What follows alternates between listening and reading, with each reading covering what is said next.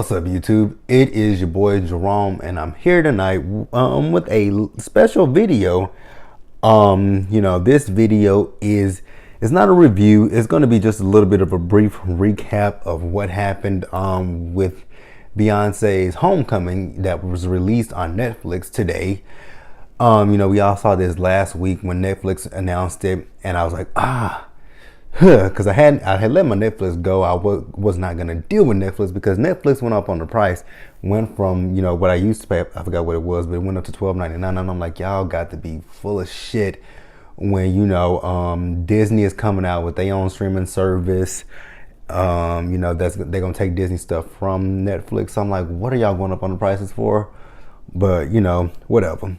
But I am here, like I said, for Beychella Homecoming. What we saw last year when she went to Coachella. I saw a lot of people that stayed up, to watch it watch it. My time in Texas, it was like I think 3 o'clock in the morning or so, like that. Like what it was with Coachella when it was last year with Coachella. I stayed up to watch it because it was a weekend. But for this, I'm sorry, Beyonce, I love Beyonce to death. Like my best friend always tells me, you obsessed with Beyonce. I don't think I'm obsessed with her. I just love her. Like I love Beyonce. I love Beyonce. Oh my God, I love Beyonce. Like Peter Griffin said, I wish I was Beyonce. But yeah, I didn't stay up last night. I had to go to sleep because I had to be to work at 8 o'clock this morning. So I was like, you know what? You just gonna wait and come home when you get off work and watch it, which I did. Late, I watched it after I watched it after I came home from the gym. But I watched it nonetheless, and it was I really enjoyed it. Now, see, when I woke up this morning, I went to because I listened to my iTunes on my way to work, and I clicked on the iTunes and I see an album. I said, "Bitch, you gave us an album."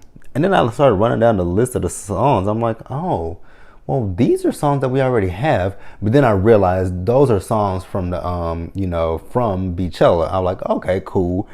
Not what I necessarily wanted. I would prefer for you to give us a full album. But, a beggar cannot be a choosing. She's like, y'all gonna take what the fuck I give you. You goddamn right, I'm gonna take whatever you give me, girl. I'm gonna take it. I'm gonna love it. I'm just ready for a tour, an album, whatever you give me, girl. Just whatever you're giving me, I'm ready for it. So now we're just gonna start talking about this documentary documenting Homecoming, the Beychella Coachella thing. So going into this, I was thinking that it was gonna be like behind the scenes stuff. And when it opened up, we saw we see her performing, and I'm like, okay, I see performances, cool, nothing wrong with that. But I'm like, are you gonna give us behind the scenes stuff? Like, I would love to see some behind the scenes stuff, like to see what happened, but how this came to fruition, things like that, how long it took you to prepare, and just the process behind it. And she's like, you just hold on. I got you. And then we do see her, and she starts to show us, what happened behind the scenes. And God, I think I know some of the behind the scenes stuff. She said it took up to eight months to do. I'm like, damn, like that is a long ass time to be preparing for a show. But I applaud her work ethic. Like I just love her work ethic. She is a hard working woman. She puts her all into everything that she does, and I absolutely love that. I think that is a great quality to have. I hate when you see people who do stuff, they half-ass it, they half-ass put it together, or they don't do research on it. They just be like, okay, I want to do this, and then they just throw it out there, and then you be like, whoa, where'd that come from? So I love the whole idea of the Beychella with the giving homage to the HBCUs. Man, speaking of HBCUs, like when I was fresh out of high school, I wanted to go to HBCU. I had applied to go to Clark, and I had applied to go to Morehouse in Atlanta. But I did not go there because my mom and my grandmother, I can't remember how old my grandma was at that time, but I do remember that my mom was 66 years old and I was 17 years old. So my mom was just really nervous about, her 17-year-old son going to another state to go to school. She was like, Jerome, what if this happens? And I'm like, Mama, why does it have to be like that? And, you know, thinking back now, looking at myself, looking at my life, and looking at what I know now, I do thank my mom for that. I mean, I still kind of wish I went to HBCU. But that is my goal when I go back to grad school, to go to Clark. I have not given up on that dream of going to Clark. I wanted to pledge, like, you know, and this whole thing with the HBCU and the band, this just, you know, awakened, it just woke up some things that I had already been feeling in myself. Because I was in marching band when I was in high school. And I went to an all black, predominantly black high school. It was mixed. It was like Hispanics and it was African American. So we kind of weighed, you know, about the same. And I was in band from my sophomore year up into my senior year. I played the alto saxophone and the clarinet. So, you know, watching that last year, it just made me think to myself, man, you have got to get back into your music. Ouch. And that's what I'm trying to do this year. Trying to slowly get myself back into my music. So yeah, I absolutely 100% love that. I wish I went to an HBCU to be in band. Funny thing is, at my hometown, our high school, like I said, my high school, and we did stuff similar to what she did. You know, we would do performances like what she did in our stands at our football games. We would go out on our field. We would do our UIL performances, but then once our UIL was over, we would do, we would still do one song from our performance that we would always do, but then we would also incorporate, you know, something current, you know, like a hot song of the time. I know, like one year we did that Trick Daddy song. I can't remember it was in '05. I can't remember what the name of the song was that Trick came out with, but we did that. So yeah, you know. And we called it the Cujo Special because that is the model. That's my school's name. It's John Tyler High School, and you know our mascot is a lion, and his name is Cujo, which Cujo is a dog. I've always wondered, why did we name the lion Cujo when Cujo's a dog? We're gonna move on from that because that really doesn't make sense to me. Yeah, I'm rambling, but yeah, I always wanted to go to HBCU. But speaking of that, when we would do like our parades in my hometown, especially because there's an HBCU in my hometown, it's called Texas College, and they would have their homecoming, and they would always, you know, we would perform in their homecoming parade. It's a big parade that we have every year, and we would perform in it, and you know, for the game, they would recruit us to come in the stands with them and play with them because unfortunately, their band just was not that big, so they would always recruit, you know, some of the high school kids, some of us, to come play with them at their homecoming game, just to, you know, make it bigger. Yeah, actually, that's really what it was, make it bigger, because like I said, their band was very, very small. So, you know, watching all that stuff, it just gave me so much nostalgic feel to my teenage years in high school. God, and like I said, I just wish I went to an HBCU. And I love the fact that Beyonce said that, you know, she did her research before putting it together. And like I said before, I applaud her on that one. You know, she didn't want to put something, you know, she didn't want to have an idea, put it together, and it doesn't translate well. She wants to understand everything. And I just love that part. All right. So now the performances. It had a combination of the first weekend that we all saw live on the streaming services, and then it also includes the second week that we did not get to see. And I'm like, why don't we get to see that shit? So then, you know, she starts talking about how she unexpectedly got pregnant. I'm like, yeah, unexpectedly. Beyonce, if you're fucking without a condom and Jay busts a big nut up in you, sorry, that ain't unexpected. But I love you, love you, love you, love you. Man, she went through a lot when she was pregnant with the twins.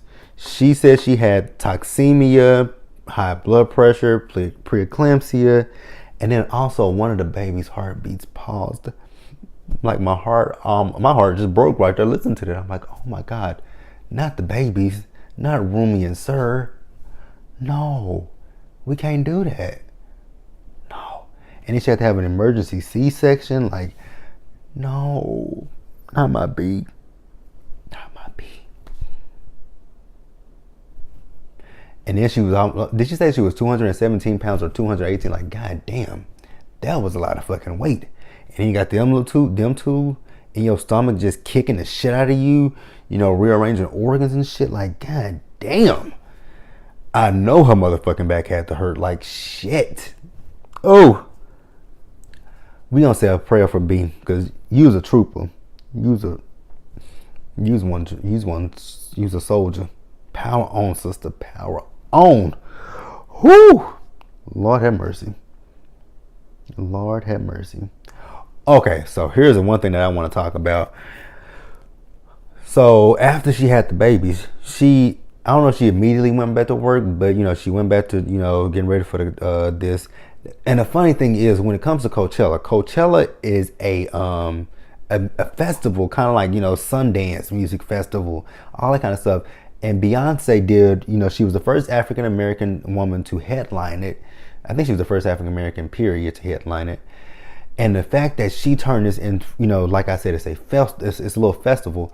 And the fact that she went and turned this from a festival into a full-on performance, a full-on concert, that just says a lot about who she is, how she takes her craft seriously. And you just can't do nothing but be in awe and amazement of what she does. Like, God, she is something else. Like, I would love to be able to work with Beyonce, be around her team, work with her, you know, just see the inner workings of what she does with her stuff. Like, God, that would just be something interesting to see. Like, I would just love to see see how, you know, whenever she gets an idea in her head, how does she go about bringing it to life? Like, I would just love to see all of that stuff, the behind the scenes stuff. Like, that stuff interests me a whole lot. God, yeah, I would just really be interested in that. Now, here's the thing that took me out. When she was talking about she had to, you know, go on a strict diet. Oh, that is a strict ass diet. Because she said she had no meat, no alcohol, no sugar, no dairy, no carbs, and no fish. Like, what the fuck was she eating? Grass? Dirt? Air? Like, I know mama was hungry as fuck. Like, now, I don't drink a lot of alcohol. I don't drink alcohol like when I go out to social settings. So that wouldn't have been an issue to me. But the meat? Nigga, nah. A nigga cannot give up meat. I'm sorry. There's just no way in hell I'm gonna give up my meat. And I definitely can't give up fish because I love catfish. Oh my God. And then dairy products, like, the fuck? Now, I know I'm lactose intolerant and shit, but goddamn, my ass is gonna fuck up anything with some cheese on it. Now, my body might say, fuck you afterwards, but yeah, I'm gonna fuck up some cheese. I'm gonna fuck up some ice cream. I don't drink milk because milk runs right through me, which technically ice cream is the same thing, but yeah, and it does the same thing too, like milk. So I definitely can't break down milk, but cheese, I will never get that shit up. And then the fact that she don't, now bread, I can understand it, because, you know, sometimes there will be, like, if I eat a burger, sometimes I will take the bread off of it and not eat that and just eat the meat. But the other shit, the meat, the sugar, I don't really eat a lot of sugary things. I drink sugary stuff, and not a lot. But as far as eating, giving up sugar and the carbs, like, oh God, Beyonce had to be hungry as fuck. Like, I know that's why she was just, you know, on that stage, she was just getting it down, because she was like, look here, motherfuckers, I got to go get me something to eat. Like, take me to McDonald's, take me to Burger King, take me to wherever the fuck you gotta take me. Get me a whole motherfucking meal, because my ass is hungry as fuck. Like, god damn. Whew. I pray for her, because that was some strength right there. Oh God, that took a lot of strength. Huh. Beyonce, while I'm talking to you right now, like, girl, like I just said, I came from the gym working out, and I come home to a concert on my television. Man, I got another good workout in, because I was up in my living room just getting all the dance moves down, just hitting it. Hit that bitch, hit it. Like, I was hitting them motherfucking moves. But yeah, overall, I thoroughly enjoyed watching it. Let's talk about Blue for just a second. Like, man, Blue is coming for her mama's crown, because you saw that little scene where Blue was singing, like, come on, Blue. Like, Blue's like, mama, it's my turn. I'm up next. I'm next. You sit down, mama. I'm next. I'm next, mama. Man. Wow. Is all I can say, man. It was phenomenal. Like, it was 2 hours and 17 minutes, and it was well worth watching all of it. Oh gosh, I don't know what else to say, man. It was just that good. Shit. Beyonce. I love you. That's all I gotta say about that, is I love you. All right, you guys. So I'm gonna jump off of here, and if she does anything else, going forward, I want to put this out here going forward. Like I said, I'm a Beyonce fan. Again, like I said, my best friend says I am obsessed with her. She says you're a beehiver, which I will say that, yes, I am part of the beehive. Now, am I a stan? No, I don't consider myself a stan. I love Beyonce, but I don't go to the depths that some people do. I don't go to the depths that I see the stans go to. I love them, but I'm not gonna go attack people because they don't. If you don't like Beyonce, that's your prerogative. You don't like her. I love her, and if you don't, that's your prerogative. But yeah, I'm just gonna hop off of here. So you guys like the video, leave your comments, subscribe to my channel, and I will talk to you guys later. Like I said, if anything else happens between now and anytime, if she drops something unexpectedly, I'm gonna get on camera and I'm gonna talk about anything Beyonce related on this channel right here. Because I am a Beyonce fan. I love me some motherfucking Beyonce. Giselle Knowles Carter. Later, guys.